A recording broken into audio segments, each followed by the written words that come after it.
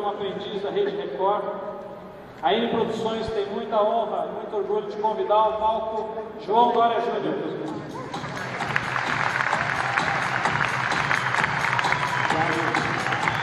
Bom, pessoal. Boa noite, boa noite, boa noite. Bom, auditório cheio, muito bom, muito bacana. Olha, estou muito feliz de estar aqui e muito feliz de ter assistido. Eu estava aqui nos bastidores acompanhando a premiação. Queria cumprimentar todos aqueles que receberam a premiação do Sebrae nessa noite, o Sebrae aqui do Distrito Federal. E é muito bom competir, é muito bom ganhar. Acho que o prazer da vitória é algo muito especial. E eu percebi também que vários familiares estão aqui. É muito importante compartilhar as vitórias com a família. A família é a célula mais importante da vida, é a família, seguido dos amigos. Então é muito bom perceber que aqueles que ganharam o prêmio estão aqui confraternizando e compartilhando com as suas famílias. Queria registrar aqui que eu estou muito honrado com a presença do senador Hollenberg, que decidiu ficar para acompanhar aqui a minha exposição. Senador, muito obrigado pela sua presença, estou muito honrado, muito feliz. Aumentou a minha responsabilidade, o índice de responsabilidade subiu. Eu vou fazer uma palestra hoje para vocês mais sobre valores, menos técnica e mais valores. Os valores que eu aprendi na minha vida, na minha existência. Eu tenho 53 anos, sou pai de 3 filhos, sou casado, tenho um único casamento. Não acumulei esposas ao longo da minha vida, então tenho uma só esposa com quem casei, vivo há 19 anos. Meus 3 filhos, tenho um de 17, um filho de 10 e uma filha de 9. Os 3 torcedores do glorioso Santos Futebol Clube, que é o meu time. Convenci os meus 3 filhos na pior fase, senador. Hoje é fácil, geração Neymar é fácil, cativa, que o Santos só dá espetáculo, é fácil. Naquela época era difícil, viu? Foi muita conversa para fazer os meus 3 filhos torcerem o Santos Futebol Clube. E eu imagino que cada pai que tem um filho que não torce para o time que o pai torce, como deve ser chato, ele deve ficar com aquela dor de cabeça, poxa, eu não consegui convencer nem o meu filho a torcer para o time que eu torço. Eu fiz um esforço danado porque eu não queria conviver com isso jamais. Eu tenho a capacidade de convencimento. Não ser suficiente para convencer meus 3 filhos, para quem como eu aprendeu a vida inteira a tentar convencer as pessoas e a fazer as pessoas acreditarem naquilo que você está vendendo, promovendo, falando, articulando, para mim seria terrível. Então, os 3 hoje torcem para o Santos Futebol Clube. E eu trouxe aqui essa palestra de valores para compartilhar com vocês. Se der tempo, a gente faz perguntas também no final. Não quero, evidentemente, prejudicar o tempo e a organização prevista para esse encontro. Mas, se eu tiver a oportunidade, se o tempo permitir, a gente também interage um pouco com vocês. Eu acho sempre muito saudável a interação. Mas, hoje eu tenho uma vida próspera, uma vida boa, tenho a minha empresa, meus negócios, um grupo com várias empresas, são 6 empresas, infelizmente tem muito sucesso naquilo que elas realizam no setor de serviços. Uma empresa, até nós temos aqui uma operação franqueada em Brasília, que é a Casa Cor, que acontece um enorme sucesso aqui em Brasília. Alguém já foi à Casa Cor aqui em Brasília? Nós temos em Brasília, temos em Goiânia, eu sei que tem gente de Goiânia. Aliás, com a luz assim melhor, para deixar até, se não incomodar vocês, é melhor. E essa é uma das empresas nossas, que é a Casa Cor, o Grupo Abril, que são nossos sócios. Além disso, nós temos editora, nós publicamos várias revistas, várias publicações, principalmente na área empresarial. Temos uma empresa de eventos que realiza eventos em todo o Brasil. Temos o LID, o Grupo de Líderes Empresariais, com operações em 7 estados brasileiros, em 5 países do exterior, todas felizmente muito bem sucedidas. Temos um centro de convenções e um shopping center em Campos do Jordão. Enfim, uma vida com bastante trabalho, mas felizmente com bastante sucesso. Mas não foi assim o tempo todo. Meu pai, eu estava até contando isso para o senador Hollenberg, que foi colega do pai dele aqui em Brasília. Meu pai foi deputado federal e veio para Brasília em 1962. Brasília recém-fundada em 1960, todos vocês sabem. Meu pai, que nasceu na Bahia, eu me considero meio baiano, embora tenha nascido em São Paulo, metade do meu coração, da minha alma, é nordestina, é baiana, e eu falo isso com muito orgulho. E meu pai migrou da Bahia para o Rio de Janeiro, ele era jornalista, escrevia muito bem, falava muito bem, foi trabalhar no jornal no Rio de Janeiro, o Correio da Manhã, foi bem sucedido, depois foi trabalhar numa agência de publicidade, onde ele começou efetivamente a ganhar dinheiro, e depois foi para São Paulo, por esta mesma agência de publicidade que ele trabalhava.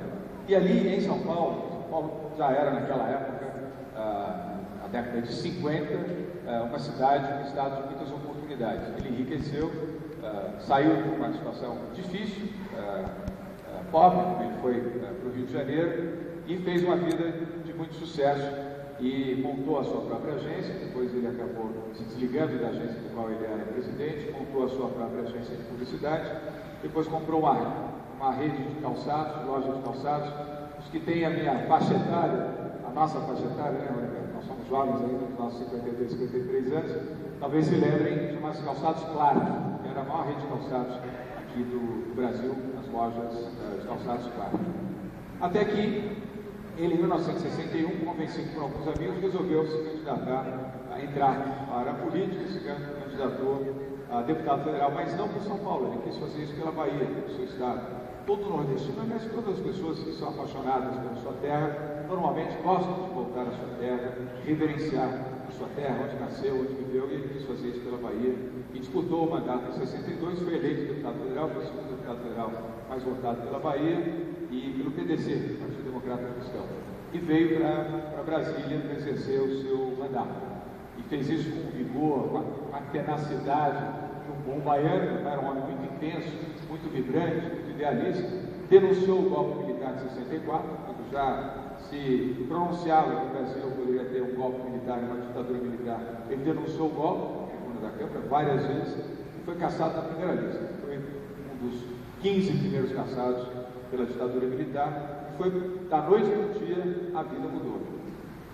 Porque o exílio, muitos aqui não têm idade, não acompanharam isso, esse momento triste da história política brasileira, que foi o golpe militar de 64. Mas eu percebo aqui que há várias pessoas que vivenciaram um período muito duro, muito difícil na vida brasileira. Eu não estou aqui nem para fazer mais julgamento, a história já passou, mas ela registra isso.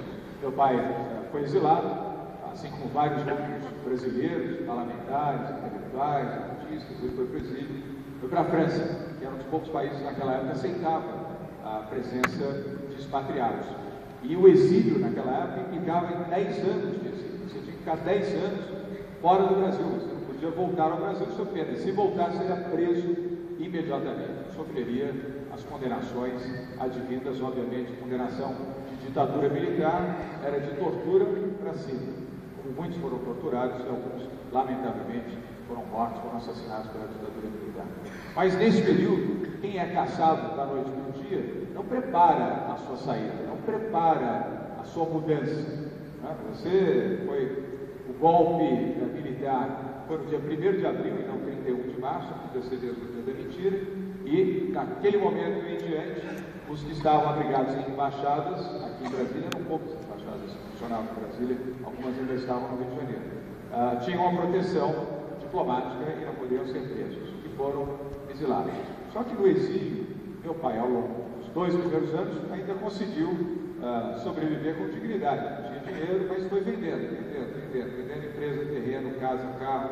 Minha mãe, no Brasil, comigo e com meu irmão menor, e meu pai por telegrama, era muito difícil, o telefone naquela época era uma coisa muito difícil. Venda, vai vendendo. Minha mãe vendia tudo que pudesse vender pelo preço que fizeram pagar. Eu sei que em 2 anos, senador, nossa vida mudou completamente. Nós tivemos que vir para cá, minha mãe, o Raul, meu irmão e eu, viemos para Brasília, nós fomos para o exílio, encontrar o meu pai. E ali começou uma fase muito difícil, porque os recursos foram acabando, foram minguando, nós ficamos só 2 anos no exílio, minha mãe, meu irmão e eu, nós tivemos que voltar. E retornamos para o Brasil por uma fase ainda mais difícil, porque aí já não tinha dinheiro, meu pai tinha vendido tudo, praticamente tudo. Ele foi morar num apartamentozinho que acho que se tinha 20 metros quadrados, era muito. E sobrevivia ainda com pouco do dinheiro que tinha restado da venda de obras de arte. Meu pai era um colecionador de arte. Minha mãe, quando viajou, levou as obras e foi vendendo as obras de arte. Mas acabaram-se. Meu pai dizia sempre, eu comia os quadros, porque já não tinha mais dinheiro para isso também. Finalmente ele ganhou um pequeno emprego como professor na Universidade de Paris, na Sorbonne, mas que era um salário pequeno, pagava-se muito mal naquela época. Ainda hoje, os professores não ganham bem, mesmo na França. E ele conseguia sustentar-se a si próprio, mas não os filhos. Depois nós voltamos meu irmão e eu, tinha nessa época 8 anos de idade, voltei, o Raul, meu irmão, tinha 3 anos, e minha mãe, de uma família tradicional de São Paulo, que já tinha sido muito criticada por ter casado com um imigrante baiano. Vocês podem imaginar uma família tradicional de São Paulo, família da minha mãe, família Vieira de Moraes Barros, uma família muito tradicional, que condenou muito o amor, a paixão da minha mãe pelo meu pai, porque meu pai era um imigrante, embora bem sucedido, mas era um imigrante, baiano. Imagina, em São Paulo, até 10, 15 anos atrás, baiano era sinônimo de incompetente, gente pouco qualificado, tinha essa 20 anos atrás, tinha essa má qualificação de dizer que as pessoas mais pobres, mais humildes, imigrantes todos eram baianos. Imagina, na década de 50, uma mulher de uma família tradicional casando. A família já se colocou à distância da minha mãe. Agora, vocês podem imaginar o que era minha mãe, voltando do exílio, esposa de um deputado caçado, qualificado como comunista, como anti-brasileiro, etc., voltando para o Brasil sem dinheiro com os 2 filhos. O que fez a família da minha mãe? Virou as costas. Não ajudou, não apoiou, e ao contrário, condenou a minha mãe. Minha mãe tinha naquela época 32 anos de idade, 31 para 32 anos de idade.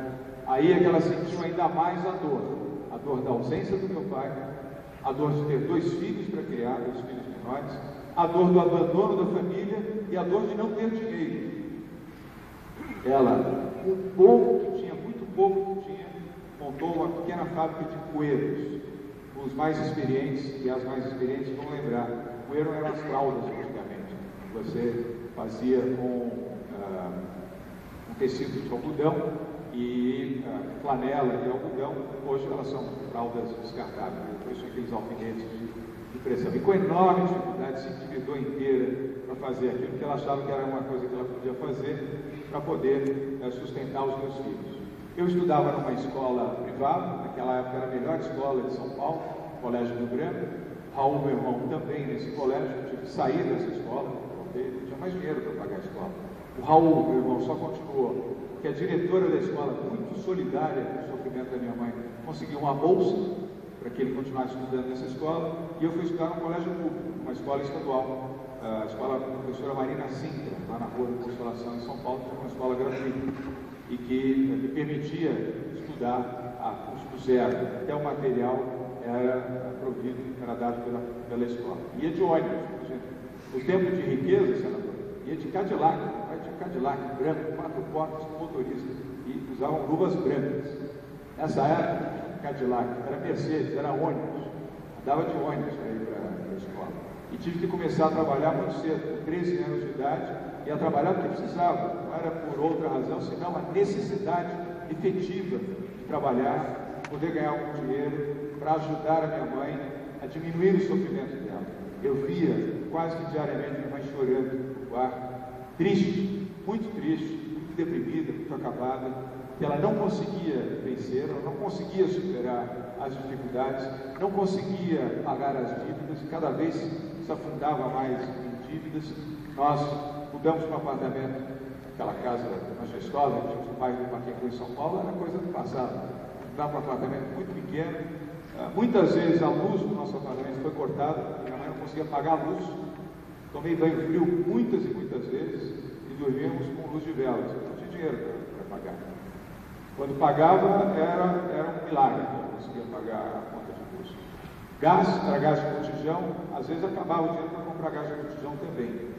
Então era muito só água que não cortava, porque naquela época a Sabesp dificilmente cortava água, era difícil cortar água, porque pagar também eu não conseguia pagar.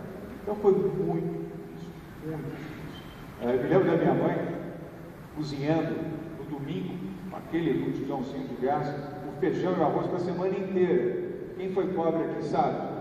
Por que você cozinha para a semana inteira? Economiza gás. Você faz uma vez só, depois para esquentar, é mais barato do que você ficar cozinhando o feijão e o arroz. Quem já teve infância pobre aqui sabe disso. Mas ela fazia assim, porque depois era mais rápido de esquentar do que fazer. Principalmente feijão, que você faz com panela de pressão que consome muito gás. E nós tínhamos dificuldade com a minha carne, não tinha carne na casa. A dificuldade era grande mesmo, ou seja, nós vamos de 360 para 1, tamanho da dificuldade que ela viveu. Não tinha carne, viu? No que tinha de carne na minha casa era salsicha. E frango era caro e carne era caro. Uma vez por mês minha mãe conseguia comprar um pedaço do famoso colchão duro, que eu vinha descobrir o que era duro. Que era duro mesmo. Era duro de comer. Eu via minha mãe também no domingo, não tinha uma empregada, ela preparava tudo no domingo em casa. Ela batia com aquele martelo de alumínio na tábua, muita gente já viu isso, batia o tal do colchão duro para conseguir amaciar um pouco a carne para os filhos poderem comer, e tudo se aproveitava, tudo. Na minha casa não se desperdiçava nada. E só as pessoas que sofreram e que tiveram limitações de vida sabem disso. Por isso que eu respeito muito e não desperdiço nada e ensino os meus filhos a não desperdiçarem nada. Porque quem algum dia não teve, sabe o valor de ter e preservar. E sabe o valor de não desperdiçar, principalmente a comida. E tudo se reaproveitava, tudo, nada se jogava fora.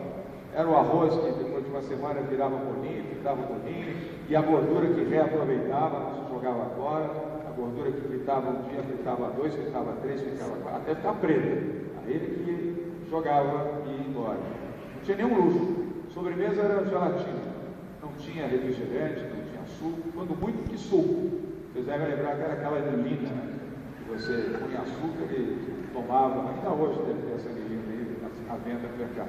Já era um luxo que era tal do suco em casa. Gelatina, que era barata, até hoje é uma sobremesa barata. Era isso, era uma vida de muita dificuldade. Minha mãe ia a pé, depois pegava um ônibus para ir trabalhar, eu ia para a escola também com muita dificuldade no ônibus. Meu irmão, que era muito pequenininho, minha mãe conseguia um sacrifício tremendo, ficava devendo muitas vezes 1, 2 meses.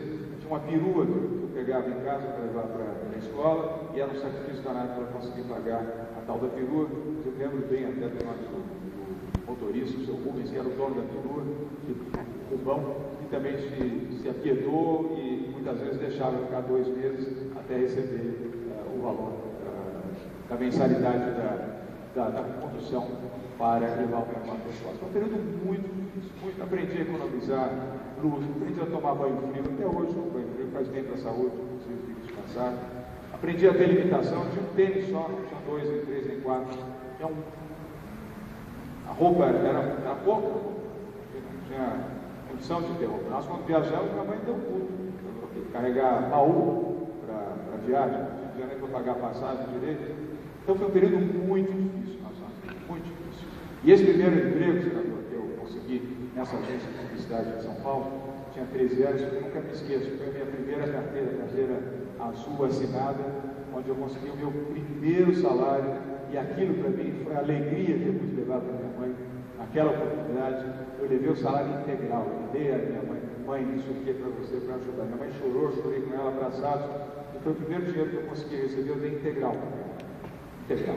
Porque naquele emprego tinha os vales, eram os passes da CMTC, em São Paulo chamava CMTC, Companhia Metropolitana de ônibus, e a agência nos dava o vale, então não precisava pagar o ônibus. E como eu ficava na agência na hora do almoço trabalhando, eu fazia hora extra, ganhava um sanduíche de suco, eu também não gastava dinheiro para o almoço. E assim foi, o salário tirava 20% para mim, e 80% ficava, eu entregava a minha mãe. E sempre nós dois chorávamos muito cada vez que eu levava o dinheiro do salário para ela. Naquela época o dinheiro se pagava em dinheiro, tinha no envelope, não era cheque, nada, era pago em dinheiro. Então a dificuldade nos ensinou, e a mim principalmente, ensinou ao meu irmão menor, ensinou muito ao meu pai pelo sofrimento distante, e a minha mãe, que morreu pouco tempo depois.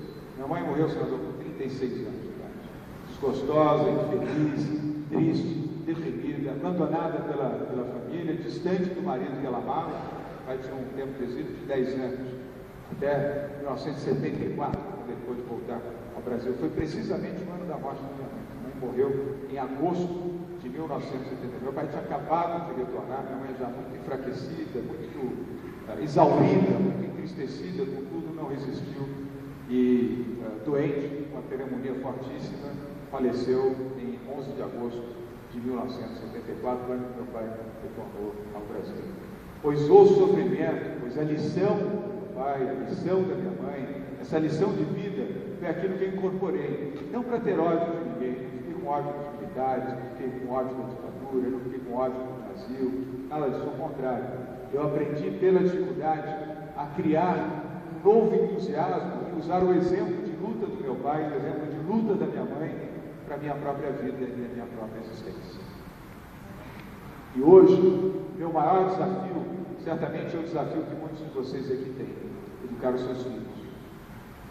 Eu tenho esses meus 3 filhos que eu amo muito, e o meu desafio é poder educar os meus 3 filhos para que eles possam ter uma vida melhor, uma vida saudável, uma vida próspera, mas, e eles sabem disso, não uma vida de herdeiros, mas uma vida de sucessores. Eu não quero criar 3 filhos que sejam herdeiros do dinheiro, da posição, do nome ou do status que o pai e a mãe possam ocupar. Eu quero filhos que saibam honrar o sobrenome, como eu pude honrar o sobrenome do meu pai e o nome da minha mãe. E falo com eles, oriento meus filhos todo dia. Todo dia eu dou uma pequena lição aos meus filhos. Durante 2, às vezes 3 vezes por semana, eu levo os meus filhos à escola. Trabalho muito, eu vou me referir a isso daqui a pouco para vocês. Mas eu encontro um tempo com os meus filhos. É uma questão de disciplina, há tempo para tudo, quando você quer. E eu os levo para a escola muito cedo, às 7 horas da manhã. Felizmente a escola não é distante de onde nós moramos, assim como o meu escritório também não é. Eu consigo levar os meus filhos até a escola 3 vezes por semana e escolho sempre um tema. Mas uma boa dica para vocês que são pais que têm filhos pequenos: escolham sempre um tema para falar com seus filhos e, evidentemente, adequem a linguagem àquilo que os seus filhos podem compreender. Não é nada de linguagem rebuscada e nem de temas difíceis na compreensão, principalmente de crianças menores. E escolham um tema. Então eu falo sobre honestidade, sobre amizade, sobre família. Falo muito sobre a ética, evidentemente não falando a expressão na ética, mas falo não roubar, não roubem, sejam decentes, não roubem nem no jogo, nem na brincadeira, não mintam. Eu vou escolhendo um tema e vou conversando com ele. Respeitem as pessoas mais velhas. Falo ao meu filho, Johnny, já um pouco mais velho agora, mas o Felipe também, para que eles saibam abrir a porta para as mulheres. As pessoas idosas têm preferência para entrar no elevador. Coisas básicas, mas que muitas vezes as pessoas não aprendem. Falo com eles para apagar, desligar o computador, apagar a luz do quarto quando saem. Primeiro tem uma atitude sustentável. Depois, por economia mesmo, eles têm que aprender. Não importa se tem dinheiro para pagar, você tem que ter consciência, você tem que ter um procedimento correto, equilibrado. A não deixar comida no prato, a não deixar não tomar banho um tempo enorme, porque vai ficar gastando água à toa. Aliás, olha, se todo mundo desse uma pequena lição, uma pequena contribuição desse tipo, o planeta estaria muito mais agradecido a todos, se todos pudessem cumprir um pouquinho desse papel. Todo dia eu ajudo os meus filhos a compreenderem essa lição. E olha, disse que ia mencionar para vocês os tempos de trabalho. Eu trabalho todo dia, de 17 a 18 horas, todo dia. Todo dia. É segunda, terça, quarta, quinta, sexta e sábado. Só o domingo, mesmo assim agora na gravação do Aprendiz, estou gravando o Aprendiz, gravo domingo de manhã e muitas vezes gravo domingo, gravo domingo à noite e muitas vezes gravo domingo de manhã também. Você pode perguntar, mas chegou a um estágio de vida que precisa trabalhar tanto assim? O que me move não é o dinheiro, é o prazer de fazer, a paixão, o entusiasmo. Isso é o que me move. E é isso que deve motivar as pessoas naquilo que elas fazem. E não importa, é uma das lições importantes que estão vendo aí, fotos que a Paula colocou para vocês verem. Eu comecei a minha vida muito cedo, tudo aconteceu muito cedo. Eu fui presidente da Embratur, fui secretário do Mário Covas na cidade de São Paulo. Eu tinha 21 anos quando eu fui secretário, fui o mais jovem secretário da cidade de São Paulo, até hoje não tem nenhum mais jovem que eu. Fui presidente da Embratur, na época, essa maravilhosa figura do Zé Hugo Castelo Branco, que era o ministro e era o meu chefe, presidente do comércio, um homem com quem eu aprendi muito. Tinha 25 anos, aí com o Mário Covas e o Zé Hugo. Uma vida que começou muito cedo, ali também com a Marília Gabriela, e uma vida que foi sendo construída com muito trabalho. E até hoje, essa intensidade de trabalho, aí com o Pelé, o Malcolm Forbes, já falecido, o editor da revista Forbes, o Pelé lá no Rio Negro, no Amazonas, não sei por quê. Ao Zé Hugo de novo, pode passar a foto. Aí o Raul, meu irmão querido, Outra coisa que a gente aprende muito é a sua família, viu? Abrace, beije, seja feliz com a sua família, saiba ter tolerância com seus familiares, a mesma tolerância que você deve ter com os amigos, em dobro com seus familiares. Irmãos devem se amar, os pais devem se amar, as pessoas devem se respeitar e ter um grau de tolerância, que a família é uma célula importante. Eu sou apaixonado pela minha família, que está aí, vocês estão vendo, o mais velho, o maior, mais alto que eu e a Bia, que é o Johnny, com Glória Neto, a Carolina, minha filhota querida, e o Felipe, meu outro filho querido, e ali o meu irmão muito querido, o Raul, que comigo passou muitas dificuldades, nós nos amamos muito. Aqui, alguns dos artistas, pessoas que eu gosto e ao longo da vida fui entrevistando. Eu acabei também acumulando televisão, faço um programa Show Business na Band, faço aqui em Brasília também. Nós vamos completar 18 anos, agora, não, 18 não, 19 anos, agora em novembro, 18 completamos no ano passado. Agora, aliás, já completamos, no dia 22 de novembro, 19 anos no ar. E agora também um aprendiz. Eu imagino. Quem assiste o Aprendiz aqui? Olha, gente, bacana. Vou falar sobre o Aprendiz daqui a pouco para vocês. E há 2 anos eu apresento um programa Aprendiz na Rede Record Televisão. E aí eu fui um pouco parlamentar, viu, senador? Porque atuar em 2 redes de televisão simultaneamente não é normal. Aliás, é o único caso em rede aberta, é o meu caso. Não há nenhum outro caso similar. E aí, pessoas amigas e que eu fui compartilhando e...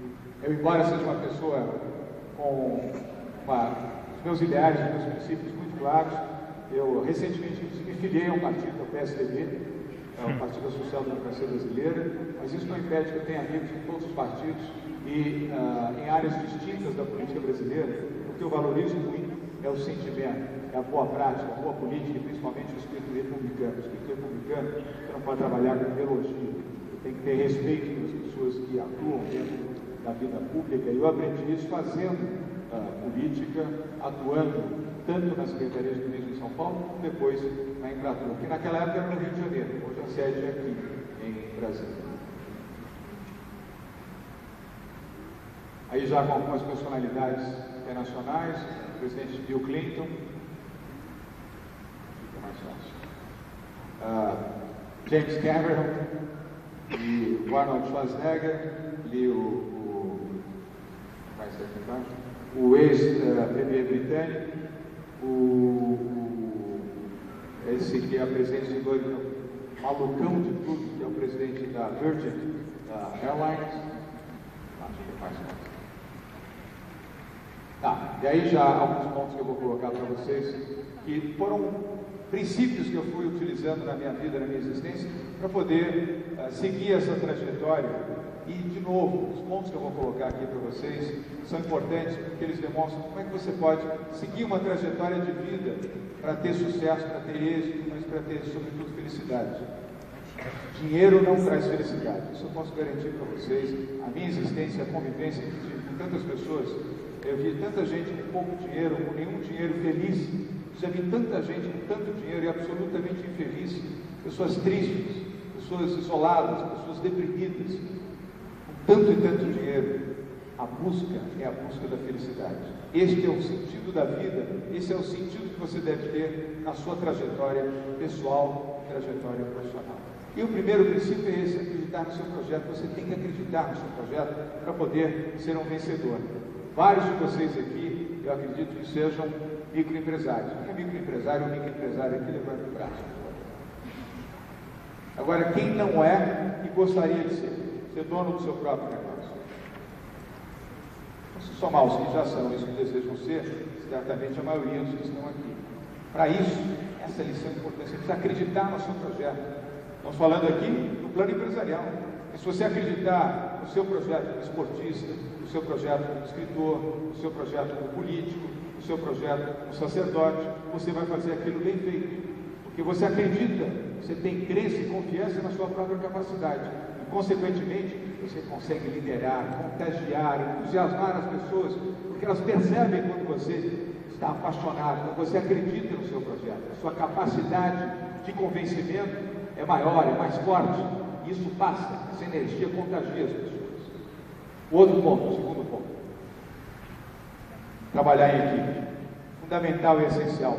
Nenhuma vitória é vitória isolada. Nenhuma pessoa conquista nada na vida solitariamente. Nem o corredor de uma maratona, quando vence a maratona, ele não teve uma vitória isolada, ele teve uma vitória de equipe, porque ele foi preparado, ele teve condições de ter uma equipe técnica para prepará-lo, física, mentalmente, espiritualmente, e que ajudou ele a vencer. É uma vitória coletiva. Trabalhar em equipe é o sentido da importância do empreendedorismo e daquele que quer vencer e sabe respeitar também as diferenças, seja no Congresso Nacional, no Senado, na Câmara, seja numa empresa. E trabalhar em equipe exige tolerância, exige diálogo e exige que você tenha também a capacidade de entender as diferenças e o comportamento das pessoas. Aliás, senador, eu devo muito à política. Os meus 7 anos de vida pública ensinaram a respeitar as pessoas muito mais do que o tempo em que eu estava no setor privado, porque eu entendi a dimensão psicológica das pessoas na natureza do trabalho e do serviço público. Aliás, aprendi a respeitar o servidor público atuando na área pública. E isso implica que você, nesta tolerância, você seja capaz de valorizar o que de melhor as pessoas têm e não o que de pior as pessoas. Muda a sua visão em relação às pessoas. Melhore o seu ânimo, o seu estado de espírito para a convivência em comunidade, na empresa, no clube, na sociedade, numa Câmara Legislativa, numa associação, num auditório, no cinema, em qualquer circunstância.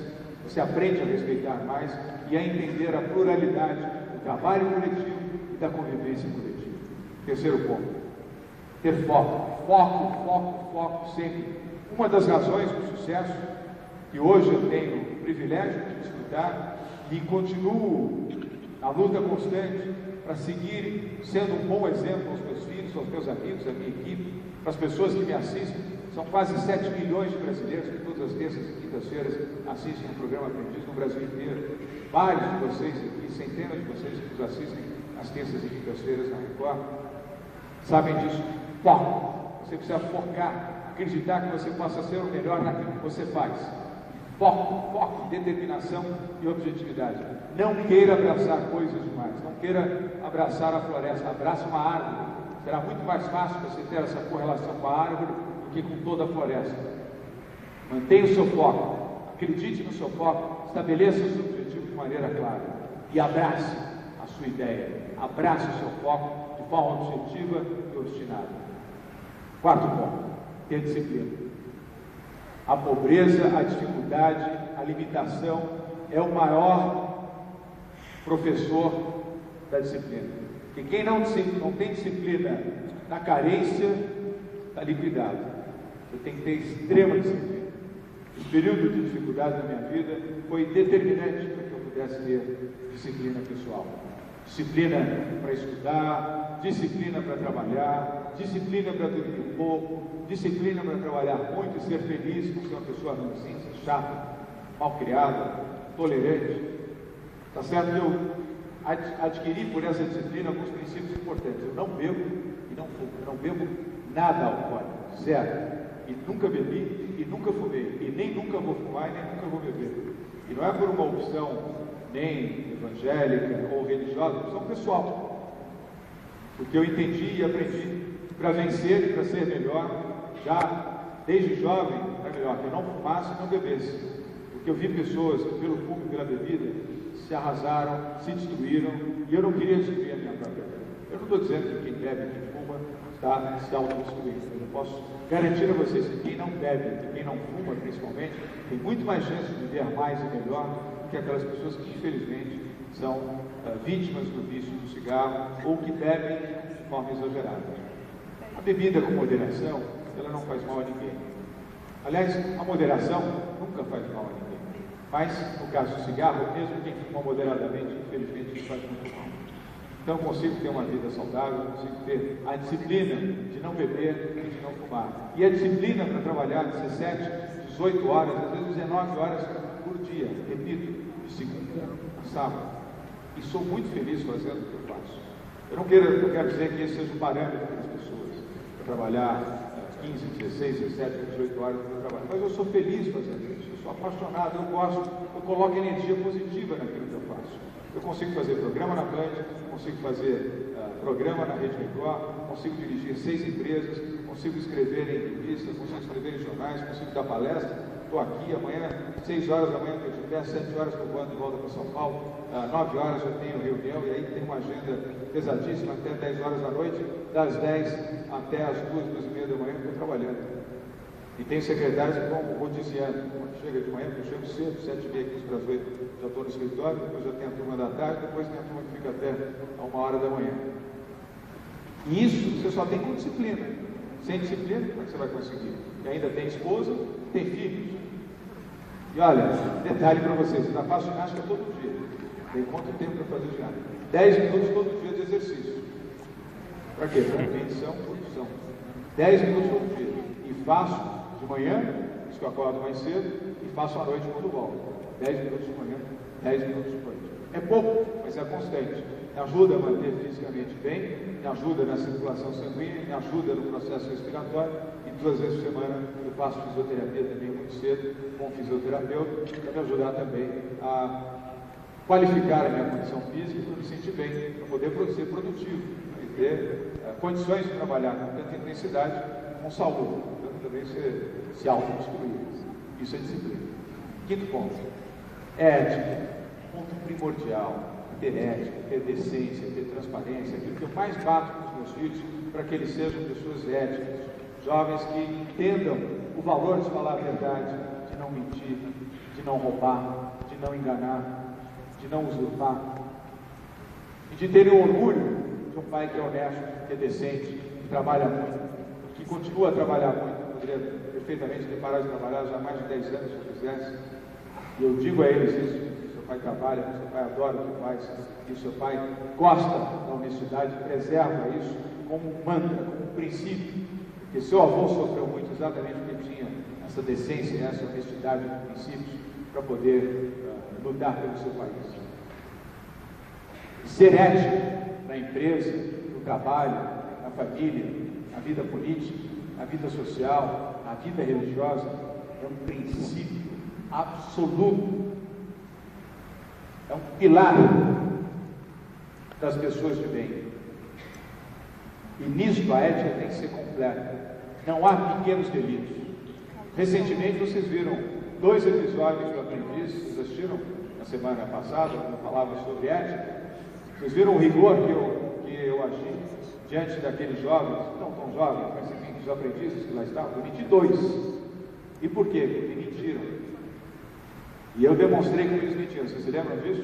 Quando eu trouxe à sala aquela senhora do turismo da Espanha, que desmentiu um dos aprendizes que tinha mentido, falava em nome dela, quando não tinha autorização para falar em nome dela, e um outro que também mentiu usando um argumento que não era verdadeiro para convencer as pessoas que no telefone o atendiam. E dei o exemplo. Quem comete um pequeno delito vai até um grande delito e banaliza roubo, banaliza a mentira, banaliza a fraude, banaliza o desvio de conduta. Recentemente um jornalista, depois desse episódio que eu fiz no Aprendiz, me disse: mas mentirinha todo mundo conta. Eu falei: você deve contar, eu não conto. E muito me surpreende você, como jornalista, admitir que a pequena mentira é algo que pode acontecer. Não, nem a pequena, nem a média, nem a grande. Você não deve mentir. A mentira é nociva, principalmente quando ela tem o objetivo da conquista pessoal. Eu posso até admitir você ter cuidado e zelo de pessoas que estão doentes, pessoas que estão em situações dramáticas, situações difíceis, etc. Você moderar um pouco aquilo que você vai falar. Há circunstâncias desse tipo. Mas a mentira, com o objetivo de tirar proveito próprio, seja ela de qual tamanho for, ela tem que ser condenada. Isso não deve ter lugar em nenhuma empresa, em nenhuma circunstância, em nenhum momento na sua vida e na sua existência. 6º ponto. Manter o equilíbrio. O equilíbrio é fundamental. É aquilo que ajuda você a decidir bem, com mais justiça, com mais propriedade, e a você tomar as suas atitudes corretamente. Quer ver um exemplo? Quantas e quantas vezes alguns de vocês já tomaram atitudes repentinas, impulsivas, com um batimento cardíaco acelerado, ou para redigir um e-mail, dirigir uma carta, fazer um telefonema, ou mesmo interagir com alguém e que no dia seguinte você não tenha se arrependido. Puxa vida, não devia ter feito isso, não devia ter falado, não devia ter escrito aquele e-mail, não devia ter tomado aquela atitude. Quem já sentiu isso alguma vez, levante o braço com sinceridade. 90% das pessoas. Está na nossa própria índole. Eu mesmo já cometi isso, e às vezes ainda cometo. Me policio muito para não fazer isso. E aí vem uma regrinha importante. Primeiro, respire. Pessoas que não oxigenam os seus pulmões e nem o seu cérebro tendem a ser mais impulsivas, a tomar atitudes mais pelo impulso, e isso muitas vezes torna irreversível às vezes. E essa impulsividade, muitas vezes ela é tão agressiva, ela é tão forte que não tem nem chance depois de voltar atrás, não dá mais, já foi. Quantos casais se separam em momentos assim? Ato impulsivo, muitas vezes, leva à destruição de um casamento, filhos entristecidos, ruptura na família, porque não houve ali o equilíbrio necessário para dizer, não, vamos discutir isso amanhã, vamos discutir isso melhor. E uma boa dica é, deixe para amanhã aquela decisão que, se ela não for inevitável, deixe que no dia seguinte você tomará uma decisão melhor no dia seguinte do que a decisão impulsiva de hoje. Podem ter certeza, 100% de certeza, a decisão que você toma no dia seguinte é melhor sob o impulso que você teria tomado no dia anterior. Podem acreditar nisso e experimentem até, relembrando situações onde vocês tiverem esse gesto, essa atitude de prudência, de aguardar um dia para responder a alguma coisa que lhe contrariou profundamente. Certamente, a decisão no dia seguinte foi mais sábia, mais equilibrada e mais tolerante do que aquela que você teria tomado com o impulso, batimento cardíaco forte, temperatura elevada e reações inadequadas. Sexto ponto, correr riscos. A vida exige riscos. Não há como estar na vida sem correr riscos, sem arriscar, sem ter coragem, sem ter vontade, sem ter a capacidade de dar um passo além. Evidente, um passo além não é ir ao precipício. Se eu quiser descer, eu não vou descer aqui, eu vou descer pela escada. Mas a atitude daquele que quer vencer exige uma dose de coragem. Você tem que assumir o risco, tem que ter, faz parte. A diferença muitas vezes entre o sucesso absoluto, o sucesso que engrandece as pessoas e torna essas pessoas vitoriosas em qualquer área, está no momento de correr risco. É ir além da sua própria capacidade. Ou por que vocês acham que um atleta que disputa uma competição, não estou nem falando aqui dos esportes coletivos, mas aquele que vai no 4 por 100 no atletismo e chega lá no final e consegue recuperar o tempo para vencer, porque ele colocou uma tal capacidade mental, uma tal energia que ele colocou correr todo o risco. Eu vou no meu limite possível, e no limite ele chegou e conquistou a vitória e ajudou a equipe de 4% de revezamento a subir ao pódio e receber a medalha de ouro. Isso faz a diferença. Oitavo, é ser perseverante. Eu não conheci até hoje nenhum vencedor que não tenha sido absolutamente perseverante. Vou descer aqui para falar mais perto de vocês. Quem aqui é perseverante, levante o braço, que sabe que tem essa convicção de que é perseverante, que diz que não desiste. Pois eu posso ter certeza que essas pessoas, que vocês que não desistem, que vocês que são capazes de fazer os seus sonhos se tornarem realidade, essas pessoas vão conseguir isso. Essas pessoas serão muito mais capacitadas a vencer. Eu, quando reúno a minha equipe, eu tenho 2 profissionais da minha equipe comigo aqui, nós vamos ter na semana que vem, aliás, dentro de 2 semanas, a nossa convenção anual. Eu digo para eles, vocês não têm metas, vocês têm sonhos. Eu quero que vocês sonhem, que vocês coloquem os seus sonhos em prática, porque a nossa empresa é a empresa para aquelas pessoas que gostam de sonhar, que gostam de ter o desafio, que gostam de buscar a perseverança, a vitória. Os vitoriosos são os perseverantes, os fracos são aqueles que desistem. Os perdedores são aqueles que não têm a capacidade de continuar, de perseguir o seu objetivo, de levar adiante a sua meta. Se você cai uma, cai 2, cai 3, cai 4, 5 vezes, levante e coloque em prática a sua força de vontade, a sua capacidade de desafiar a si próprio, para que você consiga ser um vencedor. Todos os vencedores, todos os que venceram, foram aqueles que souberam perder, souberam enfrentar a derrota e levantar, ter altivez, rosto elevado, paixão no coração, fé e confiança no seu trabalho para vencer. O derrotado é aquele que se entregou. Ah, não vai dar certo, não vai funcionar, não vou fazer, eu desisto.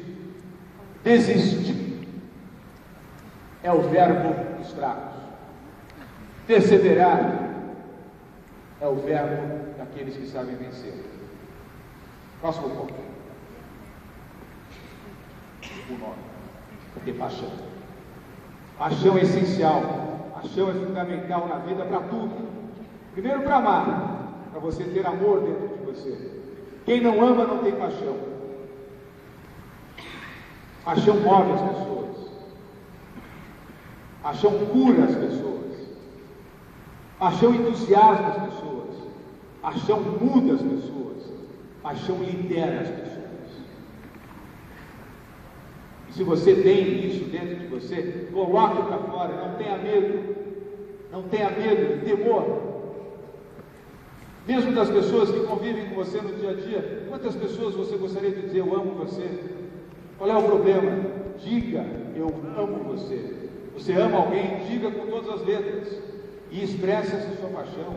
Expresse também a sua paixão por aquilo que você gosta.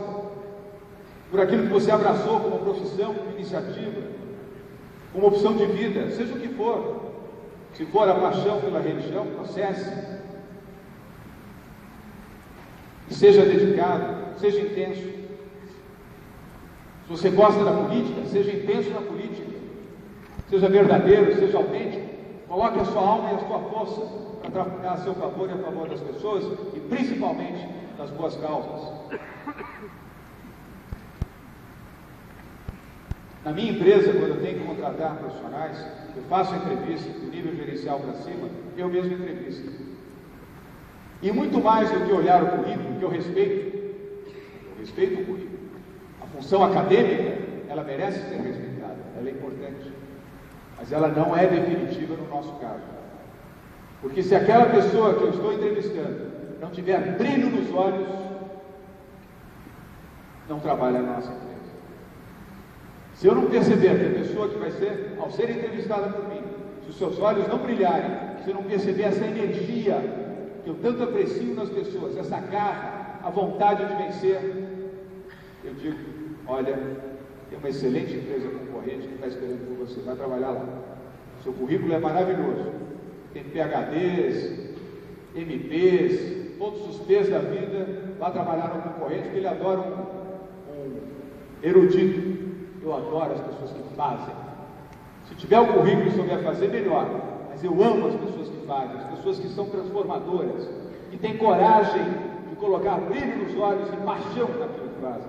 Porque são essas pessoas que vão ajudar você, a sua empresa, a sua atividade, a sua comunidade a ganhar, a vencer e, sobretudo, a ser feliz. Quem não tem paixão dentro de si, dificilmente consegue alcançar a felicidade, porque não sabe a diferença e não interpreta o valor da felicidade. E aí vem a lição definitiva, que é essa, a décima, é ter humildade. Humildade é o mais nobre dos sentimentos. É o sentimento que garante que você é capaz de interpretar o ser humano, é capaz de perdoar, é capaz de reconhecer os seus próprios erros, é capaz de pedir desculpas, sem nenhum medo, sem nenhum temor, sem nenhuma vergonha.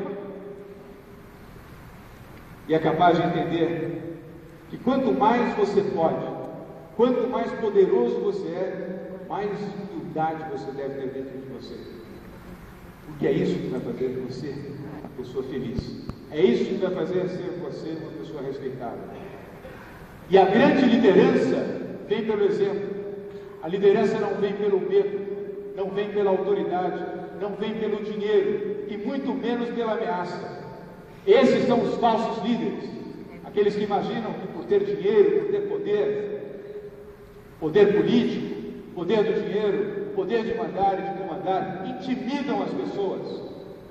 Quantos executivos, diretores e presidentes de empresa eu já vi com essa postura e que depois se tornam fracassados, abandonados, proscritos, que acreditaram que quando tinham poder nas empresas, onde mandavam, desmandavam, humilhar as pessoas, podiam pisotear as pessoas, não cumprimentando, não observando, não oferecendo a elas a segunda chance e tendo posturas arrogantes, de soberba. Essas pessoas saíram da vitória para o fracasso e não se levantaram mais por falta de humildade. Pratiquem a humildade no seu dia a dia. Pratiquem a sua humildade nos menores gestos, nas menores atitudes. Com seus amigos, com seus familiares, com as pessoas que cercam vocês, mesmo que você não conheça ninguém.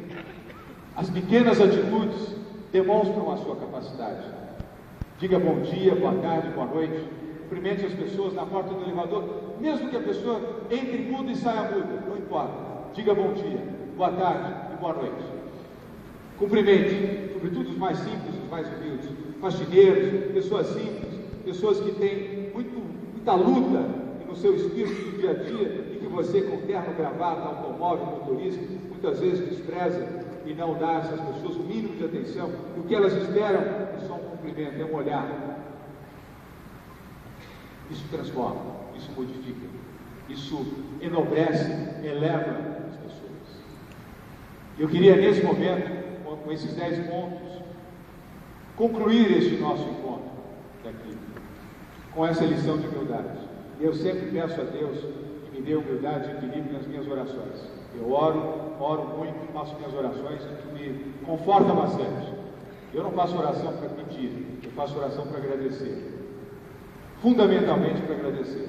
Óbvio que às vezes eu preciso pedir também, pedir luz, pedir orientação, pedir que me dê o caminho certo para poder conduzir melhor a minha vida e estabelecer a opção correta em tudo aquilo que eu faço. Mas eu peço sempre a Deus, me dê humildade, me dê equilíbrio. Não me deixe perder isso. Porque no dia que eu perder, eu não serei o mesmo. E eu temo isso. O sucesso, o reconhecimento, para quem está na televisão, 2 canais de televisão, para quem tem êxito, é um passo para você perder a humildade. Tem que fazer esse exercício diário. É quase uma concentração diária, um diálogo comigo mesmo, para que eu não perca isso. E Deus não vai me deixar perder. Os meus amigos, a minha família, as pessoas que gostam de mim, também serão capazes de me orientar e até me punir quando dizem: você errou, você cometeu essa falha, você deixou de fazer isso ou fez aquilo de maneira inadequada. E eu espero ter a condição de poder ouvir, processar, reconhecer, porque aí sim eu estarei exercitando a humildade. E nesse momento eu queria convidar vocês para um momento que eu acho importante e que eu sempre concluo as minhas palestras, os meus encontros, pedindo às pessoas que tenham a capacidade de fazer gestos, que é dar as mãos. Então eu vou pedir que vocês deem as mãos.